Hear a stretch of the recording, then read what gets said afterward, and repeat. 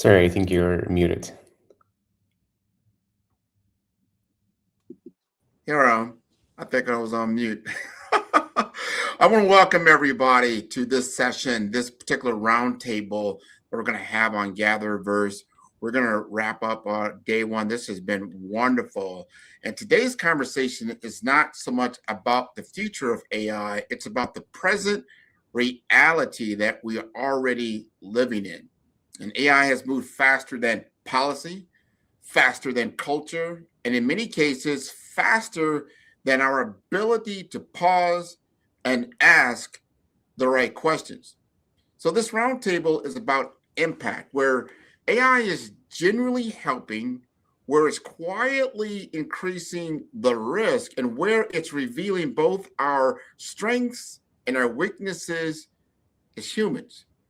And GatherVerse exists to humanize technology, and that means we don't avoid complexity, we confront it together. So let's talk honestly about what we are seeing, what we are learning, and what leadership must look like now, not just later. So, with that said, I'd like the panel to introduce itself. So, we will start, when people that are right below me, I'm going to allow you to go ahead and pronounce your names. I do not want to mess up anyone's name, and I like it to be pronounced correctly. My name is Grant McGaw. Everybody was wondering who I am. So, I am the CEO and founder and chairman of Five Star BDM, located in Miami and St. Croix and also Omaha, Nebraska. So I'm going to go right below me to Narendra. Narendra, you like to introduce yourself? I'd appreciate it. You're on. Can you all come off mute? Thank you.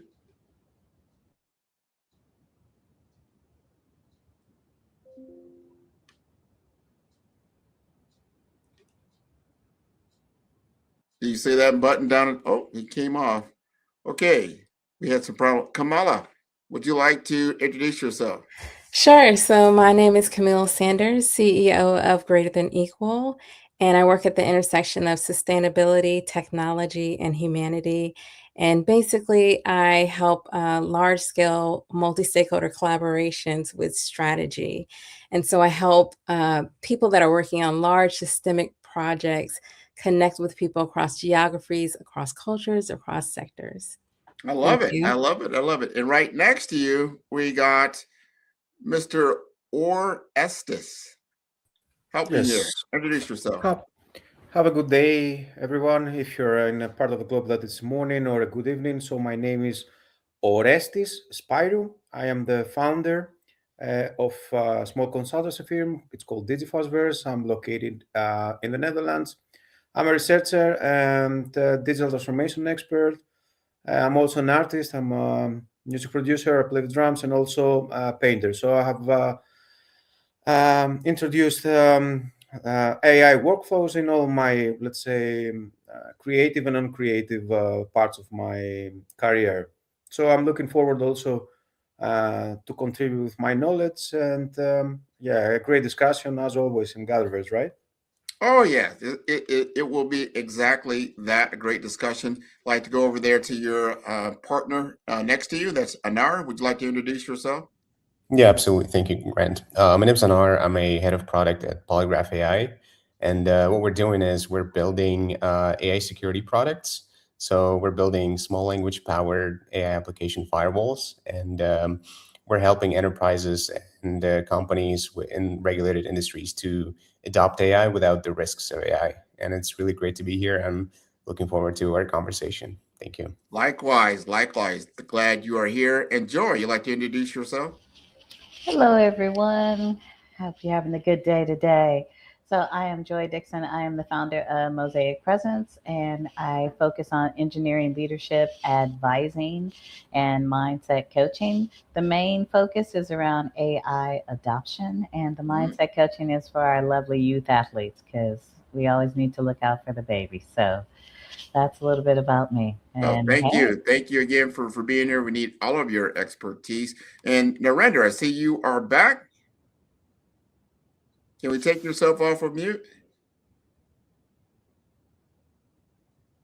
Oh, we still are having a technical issue with Narendra. For some odd reason, your audio is not coming all the way through. No worries. We'll get that fixed hopefully before the end. So we're going to jump right in with questions. And I'm going to pick a person to answer the question, but anybody can jump in. We want this to be an open discussion and a real discussion. We don't want to hold anything back. We're educating our international community around these things, which is important because the AI has really taken over our world discussion over the last couple of years. So with that said, the question we're going to ask is, where has AI changed our lives faster than expected? I'm going to bring that over to Joy to handle that very first question. And again, anyone else can chime in. Yeah, thank you so much, Grant. Appreciate that. I would say just in its actual adoption in mainstream. I think there are so many people who use it definitely much faster. As me, I'm pausing a little bit because I was on the wave of the folks who are like, be very mindful that when the floodgates open, it's going to open and we're going to have a lot of challenges to deal with. So, but I think just how people adopt it, like Chat GPT and so forth, and just its actual usage. And I heard this in a previous panel, which I too have that same concern, which is around just people's willingness to just accept it as true. Oh man, I think we did the trust layer. So I think we need to really educate ourselves around what AI is and what it isn't, and kind of dehumanize it a little bit because I think that's important. But Narendra, are you with us? Can we hear you? No, we're still having a technical issue there. I'm not sure what that is. But who else would like, and just by a raise of hand, who would like to chime in on this first question, which is the adoption rate? Oh, look at that. Go ahead. Go right ahead. Sure, I will. Yeah, I think it's definitely helping people it's breaking down barriers, right? I think before there are people that were struggle with as far as like how much time do we have to create something, right? Mhm. How much access do we have? There used to be always a middleman. There used to be red tape. Now we can create things without barriers. We don't need permission from anyone, right? We can just use these different tools to create, even sometimes when people don't have the skills, they're missing certain skills, but they may be experts in one area, but they can build a website or something with AI. And so it's breaking down barriers and it's breaking down access. And it's breaking down access to knowledge. So you think about the internet. I mean, I can go back to encyclopedias, but when you think of, let's start the digital age, right? The internet, when you search, like people used to do one word searches, and then they started doing sentence searches. Like now it's sentence searches, right? But now people are having dialogue. So it's a two-way dialogue with information through large language models. So no longer are we just searching and taking in information. We're having a thought partner. We're having a dialogue, which is, to me, I work with a lot of businesses. It's so critical to have access to that knowledge and have that dialogue that you can not only get the information, but now you know what next steps you're going to take.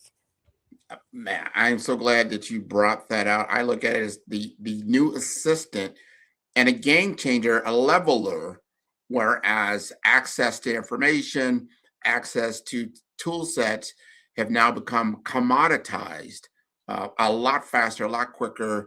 This is going to change the playing field of who has the dominant either technology, dominant marketing, dominant finance, just like we had when the internet came on board. Then we had social media that came on board. Then we had cloud computing that came on board, mobile technology, where AI is now is flipping the script, and you're going to have new players emerge. Now, as we look at this next question, where has AI reduced human effort but increased the risk? I'm going to go down there to Orestes to take this next question. What say you? Yes, for sure. We have seen that AI reduced human effort in multiple domains. For example, productivity flows or creative practices that can be done in a bottom of a button with some text prompting. But we see also increased risk in terms of trust, resilience, but also in terms of reproducing and creating research from scratch. Now, when we're talking about medical research, there were multiple examples from academic papers that somehow the researchers they forgot the reply of a chat box that was included in introduction paragraph, or the blindfolded trust that some researchers they have to technology, that they leave the critical thinking outside from their path of creating more impact with their medical research, for example, in order to produce more research and to get higher rankings that will later lead to more funds related to the research because of the whole system. So there is increased risk, and especially also what I wanted also to include in terms of risk and increased risk levels is fake news, right? How can we make a video with some text prompting with Sora, for example, software that might look really similar? It's a good marketing tool, but at the same time, it can be used to manipulate masses and create news out of this world, you know. So we see the increased risks, but also the reduced human effort that this type of disruptive technologies can provide to society, right? Absolutely, Orestes, you're bringing up very, very good points. I because I've been in technology for 30 plus years, I think people, and I'm going to take it here, we need to understand the AI stack a little bit, meaning there is a raw data area in which the foundational layers lay on. Then you have what you call information on top of that, where machine intelligence kind of lives, machine to machine, that kind of thing. Then you get into the next layer, which is really what we're talking about when we're talking about risk. It's context. Because when you're manipulating data, which really what AI does, and predictability and predictable analytics and things like that, it simulates human thought processes. But remember, it's not conscious at all. It doesn't have context of where it's at, and it doesn't have experience from a wisdom type area. So when you start utilizing these tools and these tool sets to replace things that we normally use for context, you come into a lot of problem. That's why I do a lot of reiterations with the outputs that I get from an LLM, because it truly does not understand context. I have to give it context. I've got to shape it. I've got to grow it. I've got to then get it to a point where it can really become actionable for me. But I understand it is a machine. There's no conscious human element behind that other than programming. And I think that's where people get lost. I'd like to go to Anar and see what he feels about this particular question. Yeah, I think that's one of the aspects, the one that you mentioned, and we're seeing a lot of positive impact as well as the negative impact. And I think, like on top of my head, the first thing is that I can think of is content creation at scale. So we see a lot of content being generated these days, and AI made it trivial to generate thousands of articles, social media posts, videos, and it can be done in minutes, right? And because the effort collapsed, we end up drowning in synthetic content, and we can't really tell what's real these days. And the misinformation campaigns that used to require teams of people to be run, right now it requires one person with a laptop or even a phone.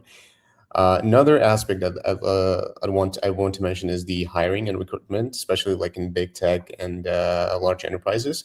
So in those companies, they got to a point where they make faster decisions, but they have like worse bias at scale, right?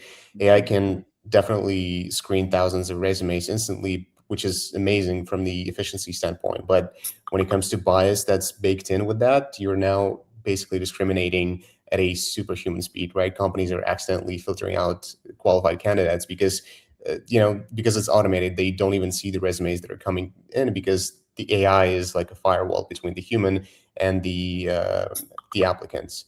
So yeah, I think these are the 2 points I'd like to mention.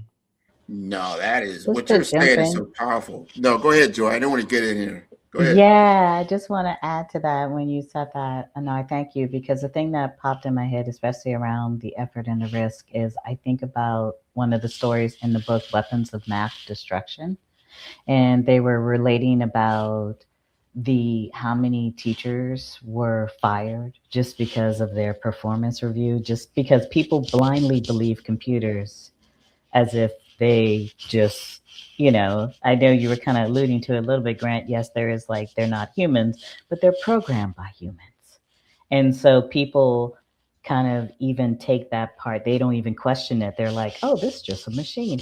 It's not just a machine. So I'm glad you brought that up, Anar, because yes, that has happened throughout, is that increase in bias. 100%. We've got to grow as a society to be more mature when it comes around our use of certain like technologies, or what I call, we're moving from information technology to intelligent technology. But we have to understand it's not true intelligence. It isn't an artificial intelligence, meaning it does not have a consciousness.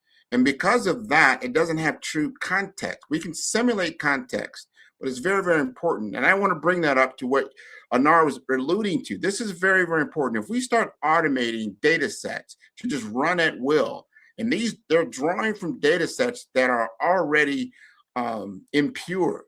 And I'll give you a case in point. They did this in, I think it was in Alabama, where they automated certain legal files. And as it got into the briefs, you got to remember, the briefs were built in the 1960s, 70s, 80s, completely biased, racially biased. So it started to give outputs around someone you would think that still had that type of attitude in 2026. So it was rendering outputs that were completely wrong. But the consequences and implications, these are serious people. They're being charged, they're being tried, and they're being sentenced with bad data. So now we've taken something that we said, oh, we recognize that we have political bias in our system, and we pass laws like civil rights and things of that nature. But now we're going back to that because we haven't taken the time to really think about the data that we're ingesting and then amplifying through AI. Super important. Glad we're bringing this up. We're going to go on to our next question. And I want our audience out there that's listening in to make sure that you are involved, that you are inputting, whether you're on LinkedIn, you're on YouTube, Facebook, that you're commenting on these things, because this is going to impact everybody as we go forward. It's very important that we all have a voice. Question is, where does AI expose existing human weaknesses and human strengths? I'm going to go back over to Kamala Sanders. Miss Sanders, would you be so kind as to educate us in this area? Sure. I'm really going to reiterate the wonderful things that were said, just like you talked about context. So to me, the human strength is expertise. So when you have expertise in an area, you know whether the AI is giving you misinformation. You're going to challenge the AI. And just like you said, AI is about the data. It's about what went in. It's about the context, just like you said. So that is probably the best human strength that you can have, is that area of expertise to know and to challenge, but also to understand that you're working with AI to optimize what you're already doing. And you're understanding that the data that is in there may not be diverse. So that's another point. Anar, you brought up, and I have to say, the human weakness is bias, right? I completely agree with that, because what you'll find, especially with these large language models, sometimes people put a prompt in that they may be leading the language model a little bit to agree with them, right? Or even the output is just one side of the story. We know it's one side of the story because of the data, who's creating this data, who's putting these data sets in, right? We know that, but not everyone knows that, right? And so you really have to keep going and keep getting different perspectives from different people, different resources, but then also keep asking the AI questions, because it'll start coming up with different perspectives and different answers. So don't always just accept it like, oh yeah, this looks great, it looks very smart, I'm just going to use this. And one point that you have made before too, and a little caveat to what I was saying, is that people nowadays, they use AI to diagnose health problems as legal advice. They use it for therapy. Like that is, and it's a good thing, but it's also like not a great thing, because it's not always going to give you that information. Because like you said, it's about context. It can give you legal advice that's completely wrong. It can 100% hallucinate, on right? that. And we've got to, that's when Yeah. it comes down to education around what an AI, artificial intelligence, truly is.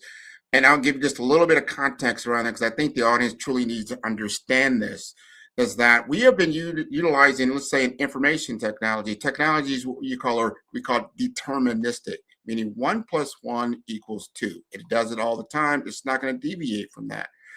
In the AI world, it does not work like that. It's what we call it's probabilistic. It's probabilities, right? This is why when you give it an answer or a prompt, it will never truly give you the exact same answer over and over again. It's not built like that. So 1 + 1 really equals 3 or 3+ in a AI engine. You have to understand that, because if you're looking for something exact, like Arista said, around healthcare and healthcare outcomes, and you need that to be absolutely critical and exact in its output, you might not want to use an AI to do that. You might want to use something else.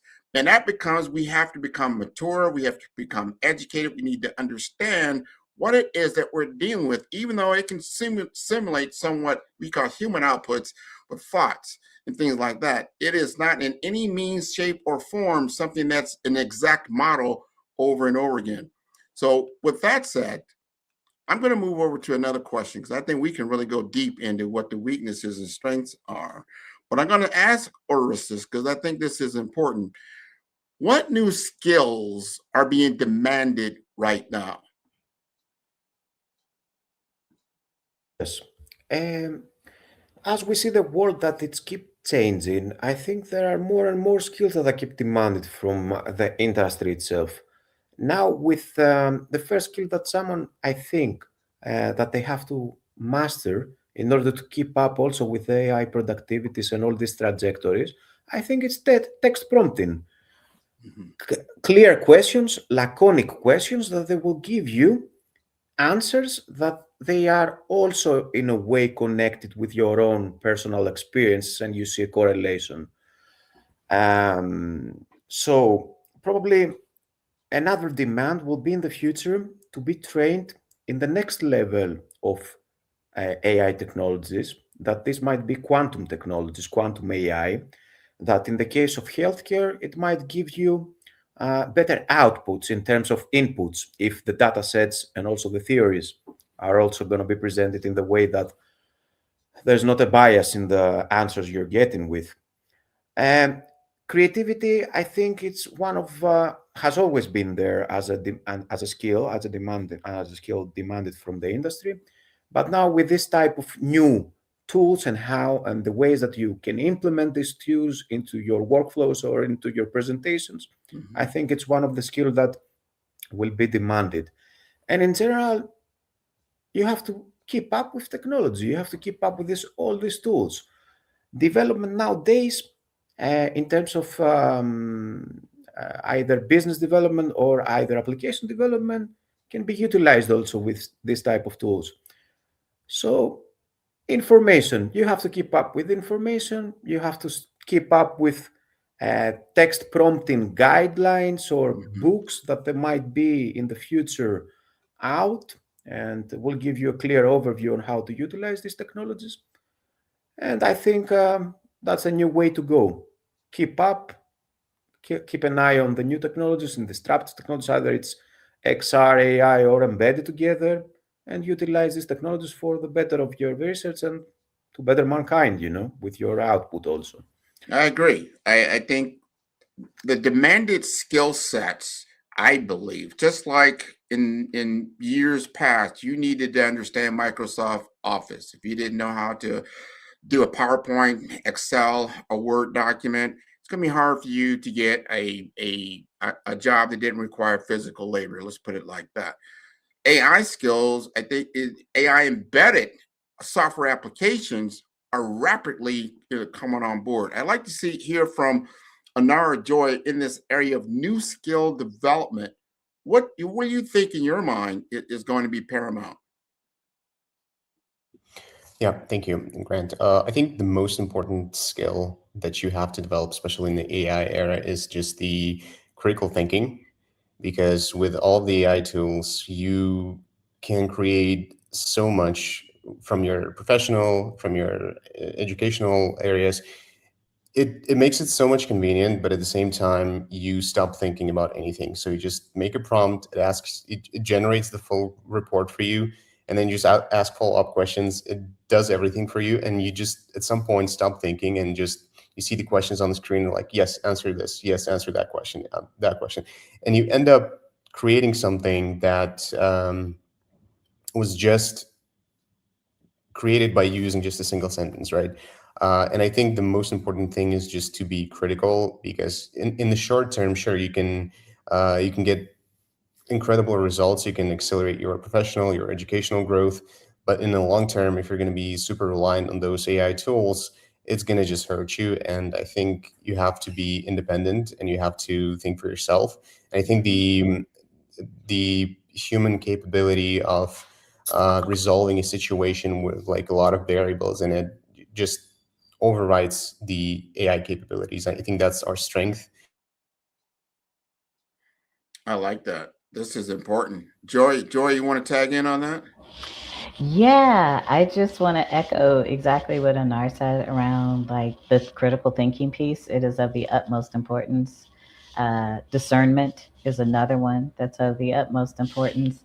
Mm-hmm. I'm a Bay Area kid, so I've been writing code since like the 6th grade, right? So that's like the 80s for me, just to give you guys context. So it's never been about the tools itself.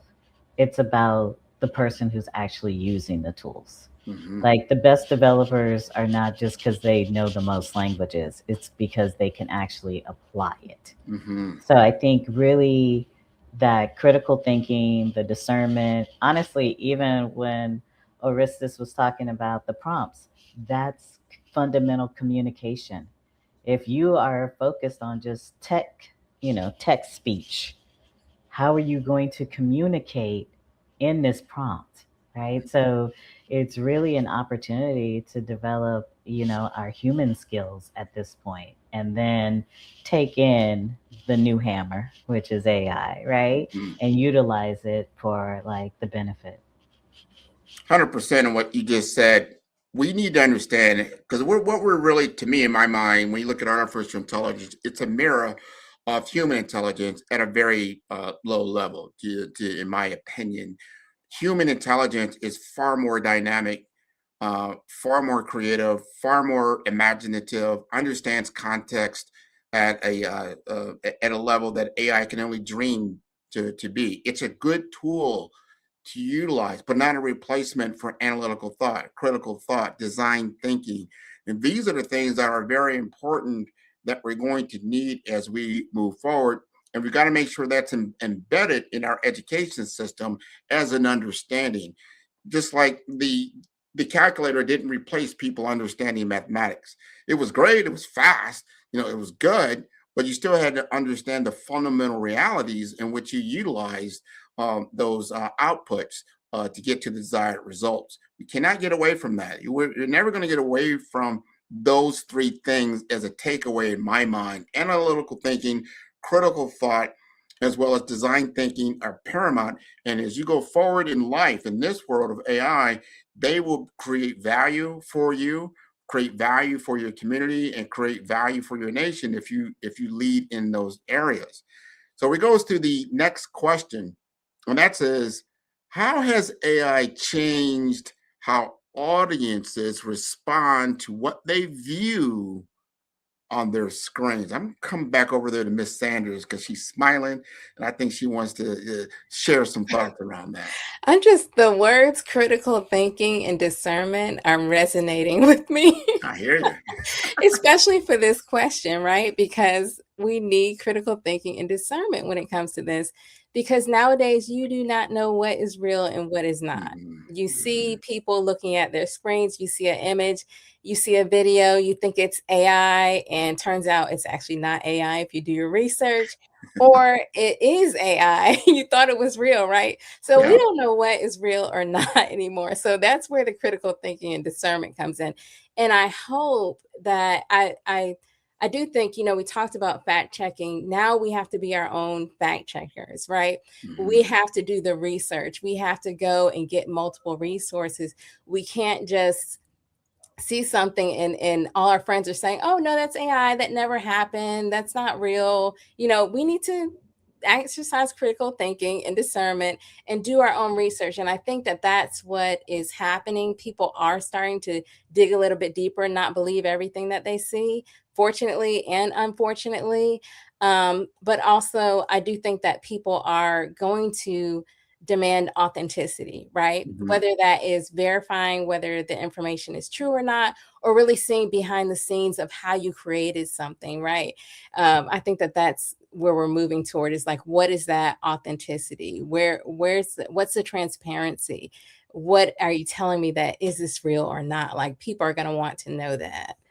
I love that. I think that's where, in my world, I call my BRAVE framework that I do for 5-star BDM. I lead with authenticity, in that, BRA, breathe for brand identity, resilience, authenticity, visibility, and execution, and on what you're looking to do. Authenticity now becomes, is it real or isn't it? But remember, we came from that world, right? Memorex, of course. Is it Memorex or is it not? So pretty soon, I think people will begin to understand. But here's the point. I don't think it's about if it's AI or not. It's about, what is the message that it's conveying? What is it asking you to believe? What is it asking you to do? And when you look at it from that lens, I don't care if it's a human being or AI bot, what is it asking me to do or think or believe? And this is where you apply your human intellectual process, whether it's experience or contents of that nature. So I think people get away from whether it's real or not, whether it's Memorex or there's somebody else actually singing. I don't think that's the critical point. The point is, what is it asking you to do? And what action do you need to take? And is that something that is in alignment with who you are or not? I think is very, very powerful. I'm going to come back and I'm going to ask this to the group. Whoever wants to step up and answer this question, we're going to give you the mic. And that is, what new roles are being created but not reaching most people? What new roles are being created but not reaching most people? Who'd like to take that one? Okay, go right ahead. All right. The first role that was created from this AI boom was the text prompter role. I don't remember in my life having a work and tell to the people that, hey, I'm a text prompter. So I think about prompts that they might solve a real issue or create some research output. And I insert this input in an LLM model, and then I get an output that can be utilized in a horizon proposal or something else. This row cannot be reached by some people that they are located in the mountain of Peru, because their only need is to grow potatoes and live and survive, or in Nepal. But maybe in the future, we'll see that in some cultivated areas of Nepal, augmented reality and AI agents that might help with cultivation strategies. But in that case, and with that small example, let's say roles that they can be created by this type of disruptive technologies are accessed from societies and also governments or countries that they have access to technology. In underdeveloped country, when they don't have access to the essential needs, which is food and water, how are they going to have access to technology and to new roles that they are created from these technologies? Digital divide, very, very important. Who else would like to chime in on that? Can Go I ahead. add to that? Because you definitely said something beautiful. I think the role is really the role of the startup. So there are a ton of AI startups, but I don't think that there's enough, right? There are people in different industries that have the specific knowledge about a problem. So for example, supply chain, and they can create an AI tool to optimize that. And I think the examples of the potato grower in Peru, right? And some of these conservation issues. And I'm in the US. We had a huge ice storm where I'm at, right? People are without power right now. There are grocery stores that did not have power. And I think about all that food that went to waste. Is there an AI tool that can optimize and get food to people to cook it for people that need food, or food, to redistribute this to help the potato farmer in Peru get access to market, right? The supply chain. How do we look at food distribution? So there's so many problems that can be solved with AI. So I think what's missing is the startup and people building this. I love that. I love that. The efficient use of the tool to make our world better. Here's my challenge. I put this challenge out a few GatherVerses ago, and I will restate it again of your purpose. The purpose, especially of the generation that came after me, the millennials, and they're going into Gen Z. Your job is to change the world. I do not expect this world to be the same as when I inherited it back in the 60s, back in the 70s, back in the 80s. I expect to change. So the roles and responsibilities are going to change as well. AI, don't even twist it. It's going to fundamentally change the business landscape. It's going to fundamentally change job roles and job functions. That doesn't mean you're going to be unemployed. It means you're going to be doing something different. I don't know too many people looking to be a cab driver these days, right? Because the technology has changed and they made it more efficient to utilize already the vehicles that are out there to create commerce, and then that particular function was not there. So let's not get upset about it. Understand it will fundamentally change, but where are you going to be in that change is very, very, very important. So it does help most people. That's what we should be doing. But that is my call, my siren call to this generation. Fundamentally change this world. Do not continue with the old mindsets that have been running this world for the last maybe 100 years. This is an opportunity to change that. The technological playing field does not live within nation borders. It's the first thing that's a huge difference. And the scrambling of governments to try to control this, they're probably not going to be able to, because this is more of a worldwide international platform that ultimately and fundamentally would change things. So the guardians of the past will not be the guardians of the future. And I agree with Ms. Sanders. We need to fund and grow these startups because we fundamentally need to change how we operate as a species, right? So here's the question. I'm going to run over here to Anar and Joy. You have not escaped, right? So we're going to start with Anar.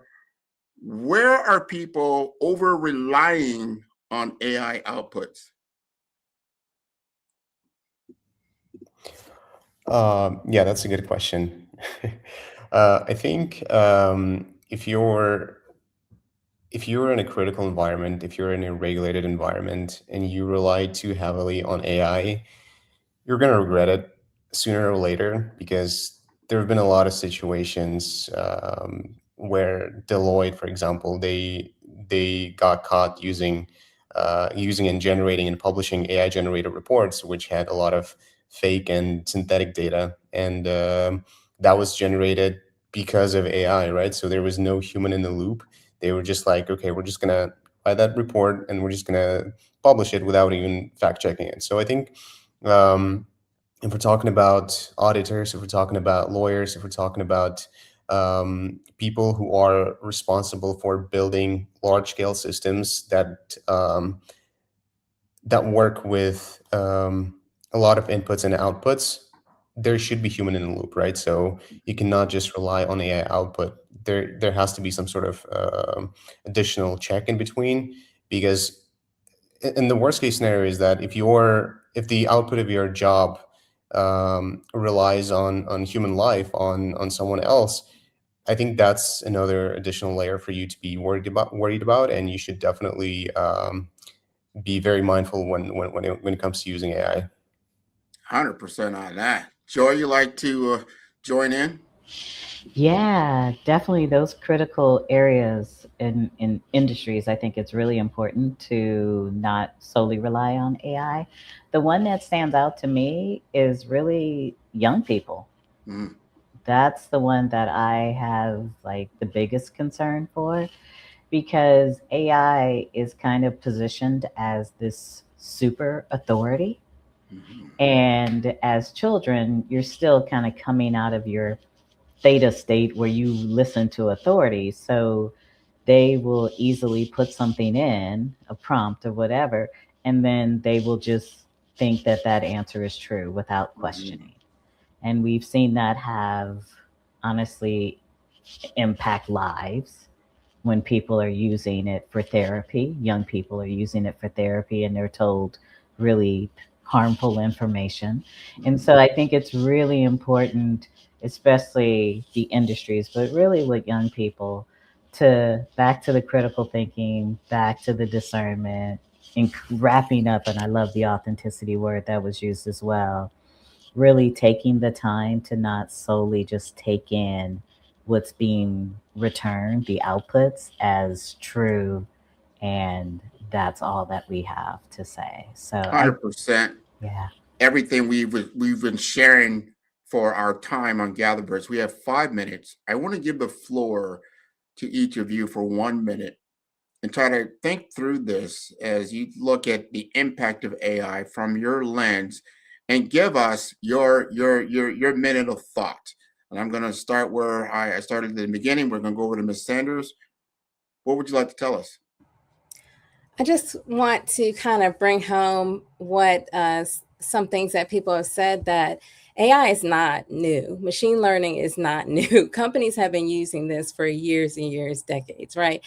So what is new is that it is available to everyday citizens to use, right? And so you have to figure out how you fit in this. Now, you're using it today, right? I'm sure the platforms that we're using online, if you watch Netflix, if you use Amazon, like, you are in this world, you're using AI. So you need to decide, what role are you going to play? How are you going to integrate this? What is the critical thinking and discernment that you are going to do in this world that we live in? And how are you building for the future and solving problems for the future? Love it. I love it. Orestes. Yes, first of all, I'm not gonna lie. These type of technologies, they help me a lot with my personal research and also with expanding further my skills, my development skills, and also my creative approaches for various processing activities in my work and life balance. Um, uh, I would like to see in the future a democratization of this type of technologies for the benefit of mankind, also the benefit of undeveloped countries and areas, but also getting the youth outside of situations that they might regret for the next of their years. For example, areas that they are affected from crime and drugs, like the favelas in Brazil, or neighborhoods in Brooklyn or in Skid Row in LA, and really get this technology to help humanity. And don't forget, it's humanity first. I love it. I love it. Anar. Yeah. The insight that I'd love to share is, we're living through a transition that's invisible to us while we're still in it. And with every major technology shift that we had in human history, like whether that's printing press or electricity or internet or whatever, it looked like chaos while it was happening, and people were like, they couldn't see a certain pattern because they were inside of it. And I think that's where we are right now with AI. And we're arguing a lot whether AI will take our jobs, or whether AI will create jobs, or whether it's dangerous or beneficial, whether we should accelerate or slow it down. I think the fundamental truth is that AI isn't a thing that happens to us. It's as mentioned before in this call, it's a mirror that we're holding up to ourselves, right? And every problem we say that AI creates, misinformation or like bias or like job displacement, those aren't new things, right? We always had them, and AI just makes these patterns visible at scale. So I think we should be the impact of AI isn't really about the technology, right? It's about us. So yeah. Excellent. Joy, bring us home. Yeah, I would say definitely AI is an awesome tool. I really enjoy it. I will say, as an engineer, I was amazed the first time I just wrote a prompt and the code was written. Yes. And as you heard throughout my conversation, I also have great concerns just around like the ethics and our humanity being displaced or being kind of molded by the responses that we're receiving from AI, as opposed to us really reveling and sharing like our individual creativity. I definitely have concerns around that. So I really wrap my arms around it all as a both and, not an either or. There's so much that we can benefit from, and it's just really important